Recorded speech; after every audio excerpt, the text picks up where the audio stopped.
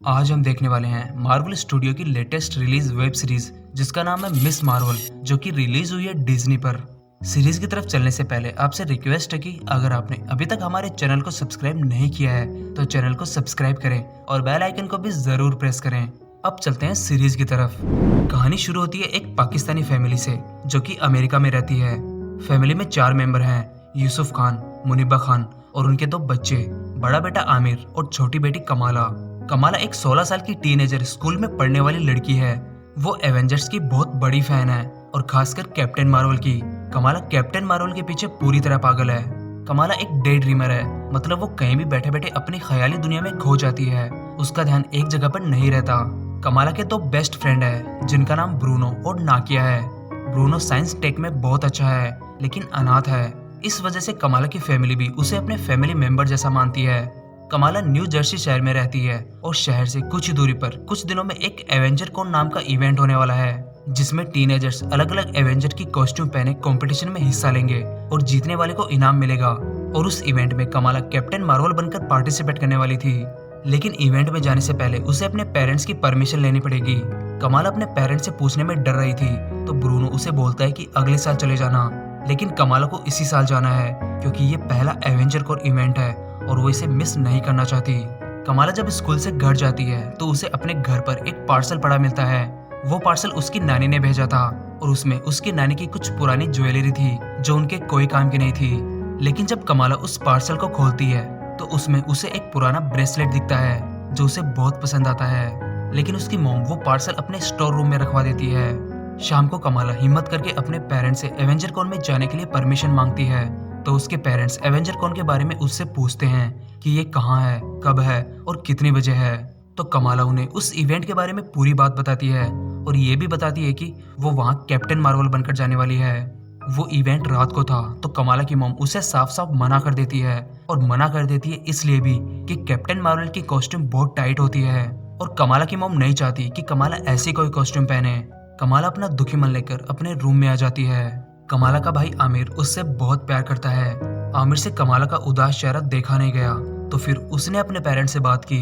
आमिर की बात मानकर उसकी मॉम उसके पास आकर बोलती है कि तुम एवेंजर कॉन में जा सकती हो लेकिन तुम्हारे डैड तुम्हारे साथ जाएंगे।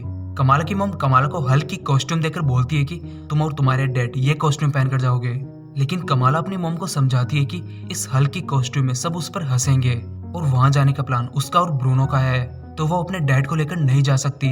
कमाला की मॉम बोलती है कि जाओगी तो अपने डैड के साथ, नहीं तो नहीं जाओगी। कमाला के दिमाग में एक आइडिया आता है। वो स्कूल जाकर ब्रूनो से बोलती है कि मेरे पेरेंट्स मुझे ऐसे तो एवेंजर कॉन में नहीं जाने देंगे तो मुझे उनसे छुप कर जाना होगा, उन्हें बिना बताए। कमाला फिर ब्रूनो को अपना प्लान समझाती है। वो ब्रूनो को बोलती है कि 5:55 पर मैं अपने घर से बाहर निकलूंगी जहाँ तुम मेरा इंतजार कर रहे होगे और बाद में हम एवेंजर कॉन जाने के लिए बस पकड़ेंगे। 1 घंटे हम वहाँ मजे करेंगे और ठीक 9:22 पर मैं अपने कमरे तक दोबारा पहुंच जाऊंगी।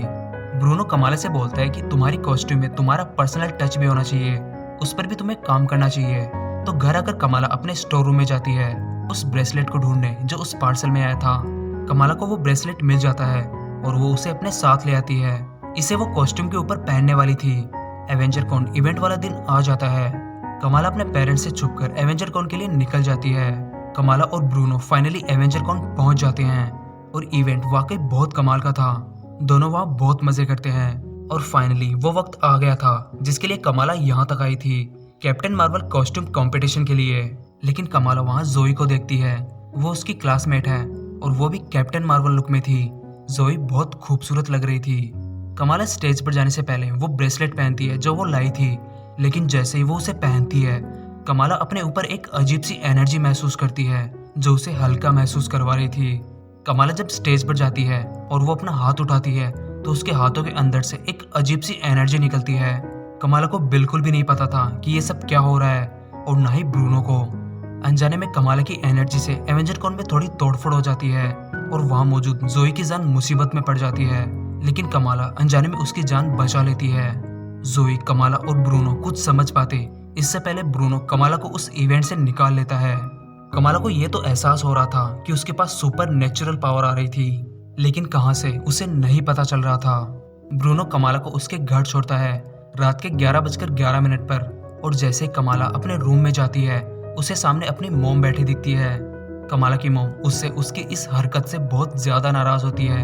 वो कमाला को ऐसे रात में बाहर जाने के लिए डांटती है। वो नहीं चाहती कमाला अपनी जिंदगी कोई ख्याली दुनिया के पीछे बर्बाद करे। वो उसे लाइफ में थोड़ी खुद के लिए सीरियस होने के लिए बोलती है। कमाला की मॉम के जाने के बाद कमाला दोबारा उस एनर्जी को महसूस करती है और उस एनर्जी को महसूस कर कमाला बहुत ज्यादा एक्साइटेड थी।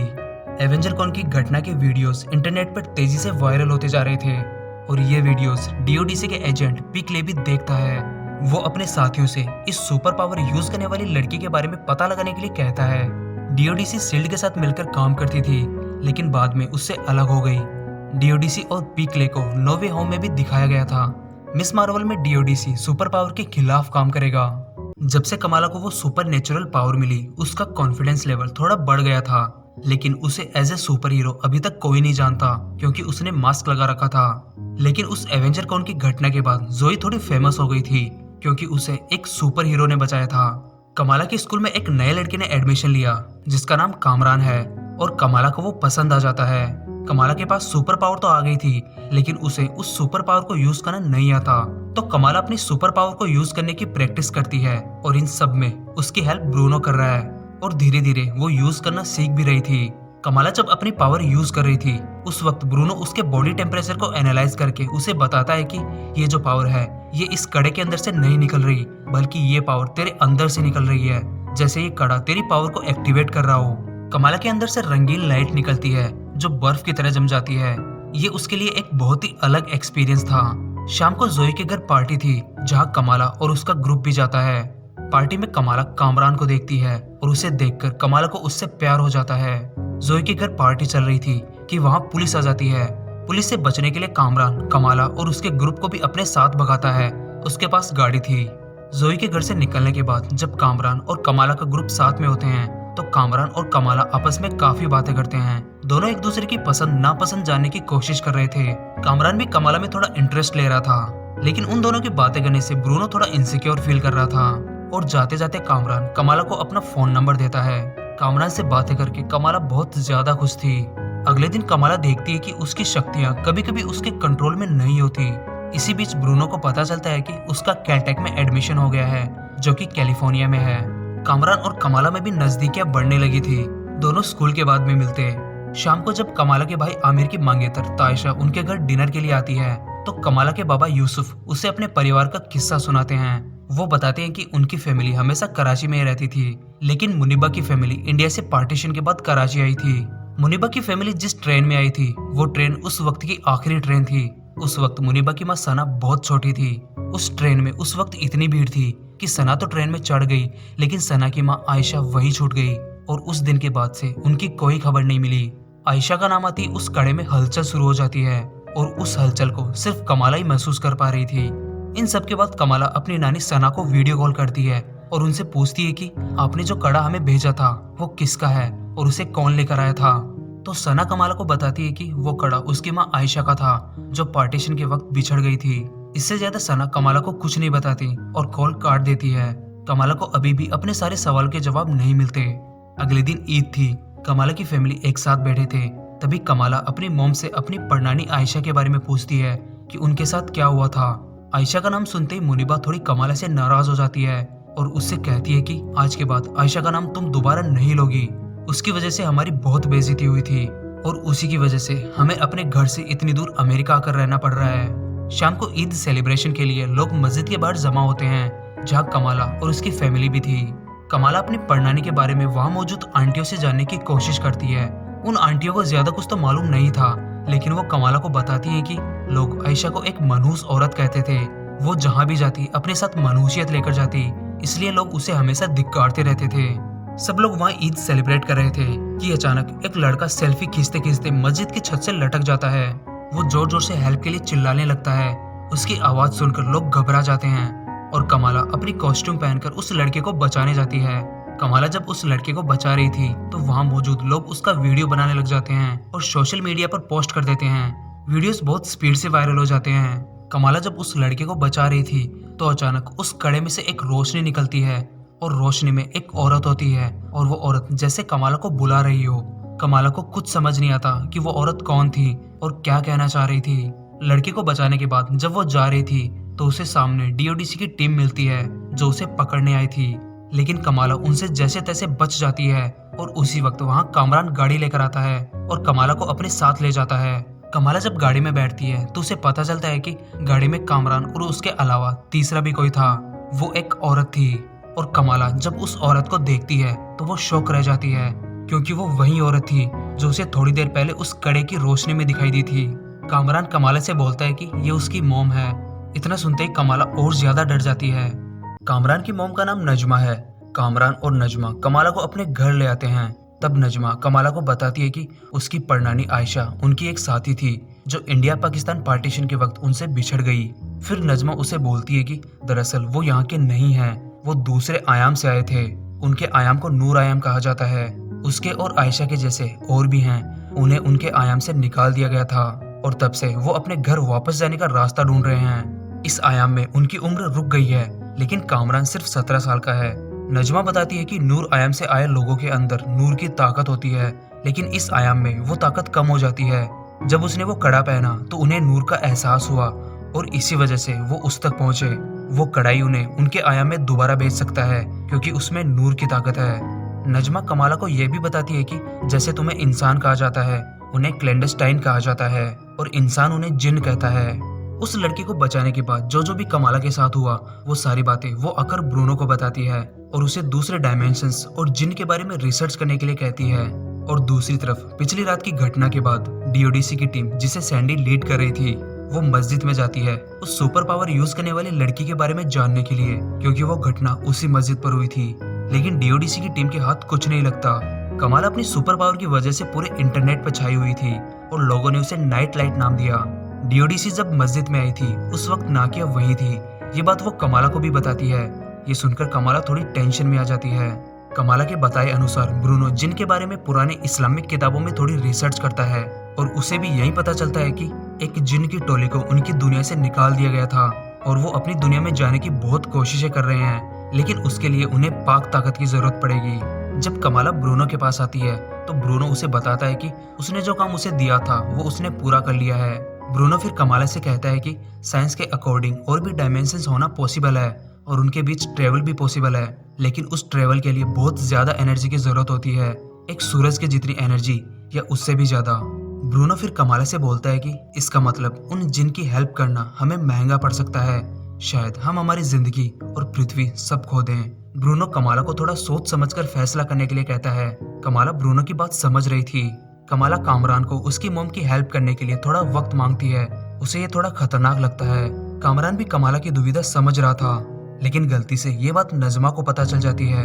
वो कामरान से थोड़ा नाराज होती है तो कामरान उन्हें समझाने की कोशिश करता है कि कमाला को थोड़ा वक्त चाहिए क्योंकि ये जानलेवा हो सकता है।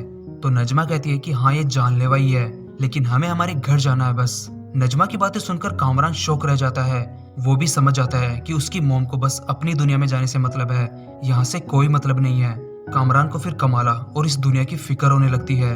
कमाला के भाई आमिर की शादी के बाद रिसेप्शन चल रहा था। सब लोग एंजॉय कर रहे थे कि तभी उस रिसेप्शन में कामरान आता है और वो सीधे कमाला के पास जाकर बोलता है कि तुम्हें यहाँ से निकलना होगा, मेरी मॉम यहाँ आ रही है, वो तुम्हारे साथ सबको मार देंगी। और उसी वक्त नजमा उस रिसेप्शन हॉल में अपने साथियों के साथ पहुंच जाती है। उनको देखकर कमाला भी उनके मंसूबे समझ जाती है। वो पहले तो हॉल का फायर अलार्म ऑन करती है ताकि वहाँ मौजूद लोग बाहर भाग जाएं और फिर खुद अपनी जान बचाकर भागती है। नजमा और उसके साथी कमाला से वो कड़ा लेने की कोशिश करते हैं। इसके लिए वो उस पर जानलेवा हमला करते हैं। ब्रूनो और कामरान कमाला के लिए लड़ते हैं। नजमा और उसके साथी कमाला को पकड़ने वाले होते हैं कि वहाँ अचानक डीओडीसी की टीम पहुंच जाती है। डीओडीसी के आते ही कमाला और ब्रूनो को भागने का मौका मिल जाता है लेकिन डीओडीसी कामरान, नजमा और उसके साथियों को पकड़ लेती है। लेकिन जब कमाला और ब्रूनो बिल्डिंग से बाहर आते हैं तो नाकिया गलती से कमाला को उसकी पावर यूज करते हुए देख लेती है। नाकिया को भी पता चल जाता है कि नाइट लाइट और कोई नहीं बल्कि कमाला थी। कमाला जब अपने घर जाती है तो उसके पास उसकी नानी का कॉल आता है और वो उसे और उसकी मॉम दोनों को कराची आने के लिए कहती है और कहती है कि आना बहुत जरूरी है, उसने नूर की ताकत देखी है। कमाला पहली बार पाकिस्तान जा रही थी तो वो थोड़ा नर्वस थी। मुनीबा और कमाला कराची पहुंच जाते हैं। दोनों को एयरपोर्ट पर लेने सना खुद आती है। उनके घर पहुंचते ही कमाला अपनी नानी सना को वो कड़ा दिखाते हुए पूछती है कि आपने इसे मेरे पास क्यों भेजा, क्या मैं भी एक जिन हूँ? तो सना कहती है कि हाँ और ये चीज हमारी जीन्स में है। सना फिर कमाला को बताती है कि जब आखिरी बार इस कड़े का इस्तेमाल हुआ था तो इसने मेरी जान बचाई थी। पार्टीशन के वक्त जब उसका परिवार पाकिस्तान आ रहा था तो मैं अपने अब्बू से बिछड़ गई थी और उस भीड़ में सितारों ने मुझे रास्ता दिखाया था और मैं अपने अब्बू से मिल गई और फिर हम उस आखिरी ट्रेन में बैठ गए, लेकिन आयशा खो गई। कमाला को सना की बातों पर यकीन हो भी रहा था और नहीं भी। अगले दिन कमाला अपने कजिन्स के साथ कराची घूमने निकल जाती है। थोड़ी देर इधर उधर घूमने के बाद कमाला अपने कजिन्स के पास से बहाना बनाकर कराची रेलवे स्टेशन चली जाती है अपने कुछ सवालों के जवाब ढूंढने के लिए। कमाला उस जगह जाती है जहां पार्टीशन के वक्त इंडिया से आखिरी ट्रेन आई थी, लेकिन कमाला के वहां आते ही अचानक उस पर एक लड़का हमला कर देता है। कमाला अपनी जान बचाने के लिए उस लड़के से लड़ती है, लेकिन जब वो लड़का कमाला को करीब से देखता है तो वो उससे कहता है कि तुम क्लैंडस्टाइन तो नहीं हो, तो फिर मुझे तुमसे नूर का एहसास कैसे हुआ और क्या ये कड़ा तुम्हें आयशा ने दिया था? आयशा का नाम सुनते ही कमाला उस लड़की से पूछती है कि तुम आयशा को कैसे जानते हो। वो लड़का कुछ बोल पाता इससे पहले वहां पुलिस आ गई। वो लड़का कमाला को अपने साथ चलने के लिए कहता है और कमाला उसके साथ चली जाती है। वो लड़का अपना नाम करीम बताता है और करीम कमाला को एक सीक्रेट जगह लेकर जाता है और वहाँ कमाला को वलीद मिलता है। वलीद करीम का बॉस है और वलीद एक रेड डेगर्स नाम का ग्रुप चलाता है जो लोगों को अनदेखी मुसीबतों से बचाते हैं। वलीद को मालूम था कि आयशा कमाला की परनानी है। वलीद कमाला को बताता है कि क्लैंडस्टाइन दूसरे आयाम से हमारे आयाम में आ गए थे। वलीद कमाला को दूसरे आयाम का नक्शा दिखाकर बोलता है कि उनकी दुनिया और हमारी दुनिया साथ साथ ही रहती हैं। फिर वलीद कमाला से कहता है कि हमारे आसपास कई आयाम हैं, लेकिन हम उन्हें देख नहीं सकते। आयशा और उसके साथी क्लैंडस्टाइन भी उन्हीं एक आयाम में से आए थे। नूर का पर्दा क्लैंडस्टाइन के आयाम और इंसानों के आयाम के बीच बना हुआ है जो दोनों को अलग करता है। यहाँ आए हुए क्लैंडस्टाइन अपने घर जाने के लिए उस कड़े का इस्तेमाल कर उस पर्दे को तार तार कर देंगे, क्योंकि उस कड़े में नूर की ताकत है और ऐसा करते ही उनकी दुनिया हम पर बरस पड़ेगी और सब कुछ खत्म हो जाएगा, क्योंकि क्लैंडस्टाइन इंसानों से बहुत ज्यादा ताकतवर हैं। इसलिए इस कड़े की हिफाजत करना बहुत जरूरी है। उधर डीओडीसी की हिरासत से नजमा और उसके साथी भागने में कामयाब हो जाते हैं और वो दोबारा उस कड़े को ढूंढने निकल जाते हैं। कमाल की नानी सना को आयशा और उस कड़े के बारे में सब कुछ मालूम था और वो ये सब बातें एक वक्त पर मुनीबा को भी समझाने की कोशिश कर रही थी, लेकिन मुनीबा को हमेशा ये लगता है कि उसकी माँ एक ख्याली दुनिया में है या पागल हो चुकी थी और इसी वजह से वो अमेरिका जाकर बस गई। लेकिन अब वो सना को अपने साथ चलने के लिए कहती है, लेकिन सना पाकिस्तान में ही रहना चाहती है। अगले दिन कमाला फिर से वलीद के पास जाती है अपनी ताकतों के बारे में जानने के लिए, लेकिन तभी वहाँ कड़े को ढूंढते हुए नजमा और उसके साथी पहुंच जाते हैं। वलीद और करीम कमाला को उनसे बचाने की कोशिश करते हैं और इन सब में वलीद मारा जाता है। करीम फिर भी कमाला को नजमा और उसके साथियों से बचाने की कोशिश करता है, लेकिन उनका सामना नजमा से हो ही जाता है। नजमा कड़े के लिए कमाला से लड़ रही थी कि इसी बीच नजमा का खंजर उस कड़े के ऊपर लगता है और जैसे ही खंजर उस कड़े पर लगता है वो कड़ा कमाला को टाइम ट्रेवल करके सीधे इंडिया के उस रेलवे स्टेशन पर उस वक्त में ले आता है जब पार्टीशन के वक्त आखिरी ट्रेन पाकिस्तान के लिए निकलने वाली थी और जिसमें सना और उसके बाबा पाकिस्तान आ रहे थे, और इस बात का अंदाजा कमाला को भी हो जाता है। कहानी अब जाती है 1942 ब्रिटिश ऑक्यूपाइड इंडिया में। ये वो साल था जब अंग्रेजों के खिलाफ आंदोलन बहुत तेज हो चुके थे। अंग्रेजों द्वारा तबाह किए गए एक बुद्ध टेम्पल के मलबे के नीचे नजमा और उसके साथियों को वो नूर की ताकत वाला कड़ा मिलता है जो उन्हीं के एक साथी के कटे हुए हाथ पर था। उस वक्त आयशा भी उनके साथ थी। उनको बताया गया था कि उनको वापस घर जाने के लिए 2 कड़ों की जरूरत पड़ने वाली है, लेकिन उनको सिर्फ एक ही कड़ा मिला था।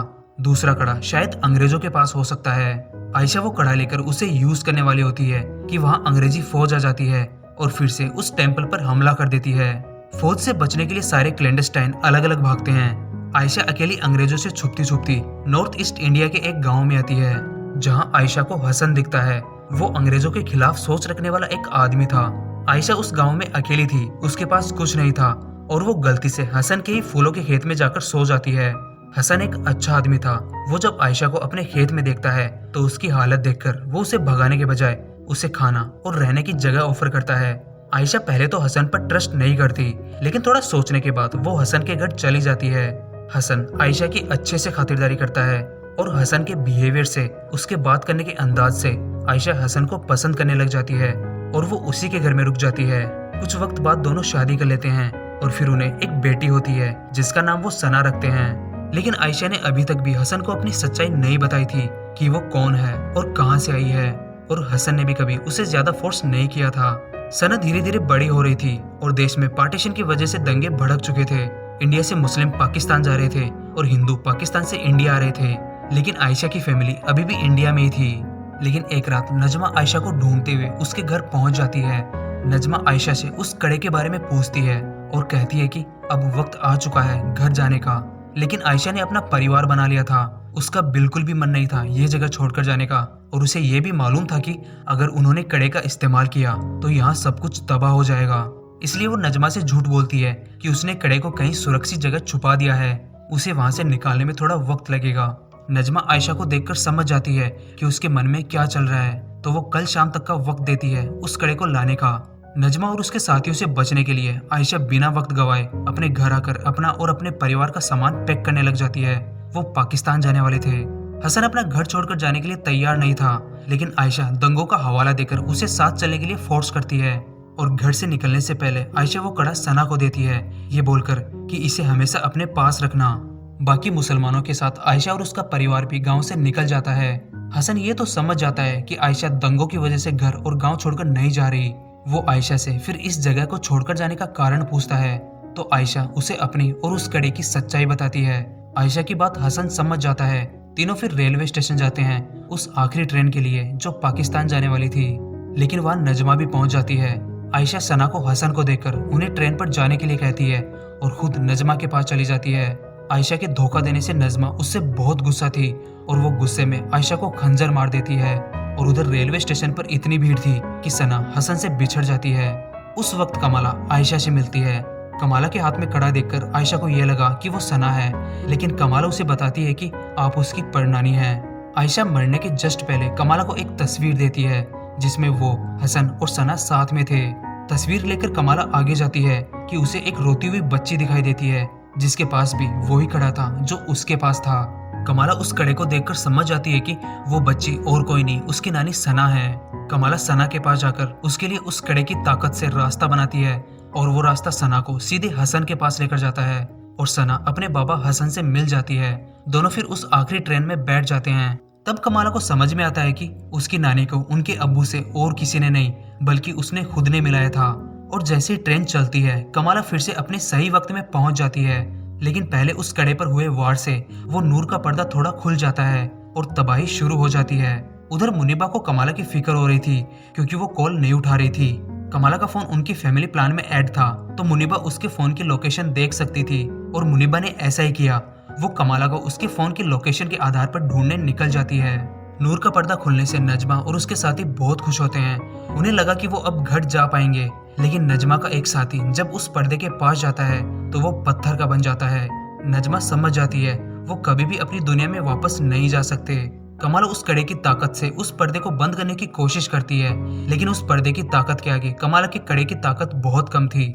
नजमा फिर कमाला से बोलती है कि वो अपनी ताकत से इस पर्दे को बंद कर सकती है क्योंकि उसमें नूर की ताकत थी। और नजमा ने अपनी ताकत से उस पर्दे को बंद कर दिया, लेकिन खुद पत्थर की बन गई और मारी गई। लेकिन जैसे ही नजमा की मौत होती है उसकी नूर की ताकत सीधे कामरान में आ जाती है। जो ताकत कमाला को वो कड़ा दे रहा था वो ताकत कामरान में बिना कड़े के आ गई थी। उसमें अब नूर की ताकत थी। उधर कमाला को अपनी ताकत यूज करते मुनीबा भी देख लेती है।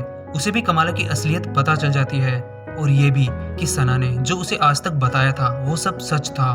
कमाला सना को वो तस्वीर देती है जो आयशा ने उसे दी थी। वो तस्वीर देखकर सना इमोशनल हो जाती है।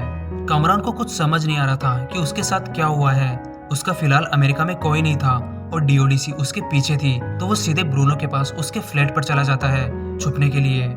लेकिन वहाँ डीओडीसी के ड्रोन्स कामरान का पीछा करते हुए पहुंच जाते हैं और उस पर हमला कर देते हैं। अगले दिन डीओडीसी की एजेंट सैंडी अपने जूनियर को ऑर्डर देती है कि मुझे किसी भी हाल में कामरान चाहिए, वो भी जिंदा। उधर ब्रूनो कामरान को डीओडीसी से बचाते हुए इधर उधर भाग रहा था।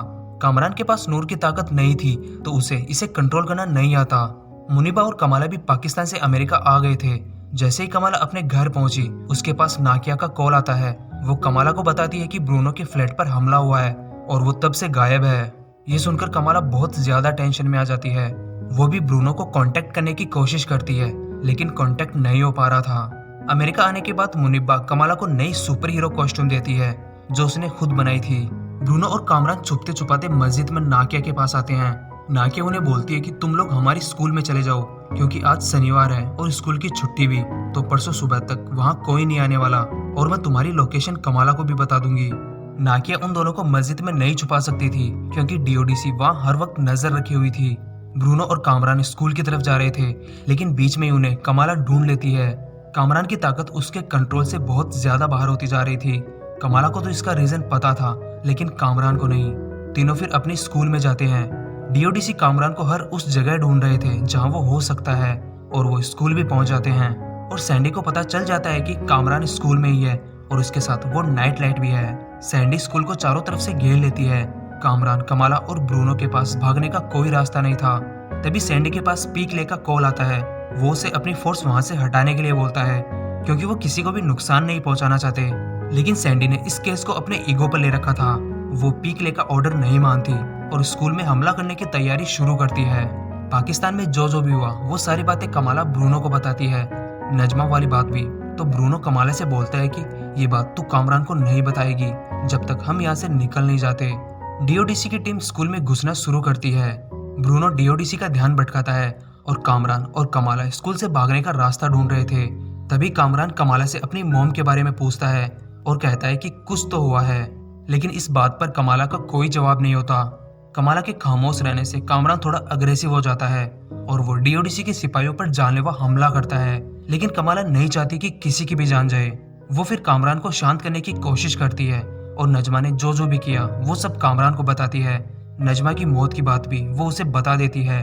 अपनी मॉम की मौत की खबर सुनकर कामरान शांत होने के बजाय और ज्यादा अग्रेसिव हो जाता है और वहां मौजूद डीओडीसी के सिपाहियों पर दोबारा जानलेवा हमला शुरू कर देता है। कामरान जैसे ही स्कूल के बाहर आता है, सैंडी उस पर गोलियां चलवा देती है। लेकिन कामरान इतना अग्रेसिव हो चुका था कि उससे ताकत के बल पर जीतना किसी के लिए भी नामुमकिन था। कमाला को डीओडीसी के सिपाहियों को भी बचाना था और कामरान को भी, तो वो कामरान को शांत करने की कोशिश करती है।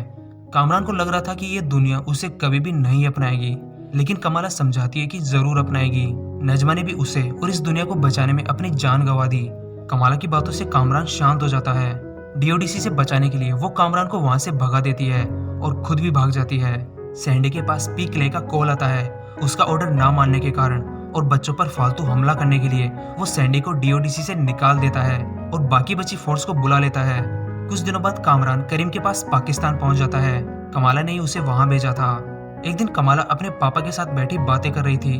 तब कमाला उनसे अपने नाम का मतलब पूछती है तो यूसुफ कहता है कि उर्दू में कमाला का मतलब मावल होता है, जैसे अजूबा। ये सुनकर कमाला अपने सुपर हीरो फॉर्म का नाम मिस मावल रख लेती है। ब्रूनो कैलटेक जाने वाला था और वो जाने से पहले कमाला से मिलने जाता है, जहाँ वो बातों बातों में उसे बताता है कि उसने आमिर के कहने पर उसके सारे घर वालों के जीन्स चेक किए और ये नॉर्मल इंसान के जीन्स से थोड़े अलग थे और खासकर कमाला के जीन्स बहुत अलग थे, जैसे म्यूटेशंस। कमाला इस बात को लाइट लेती है, लेकिन वो कर भी क्या सकती थी।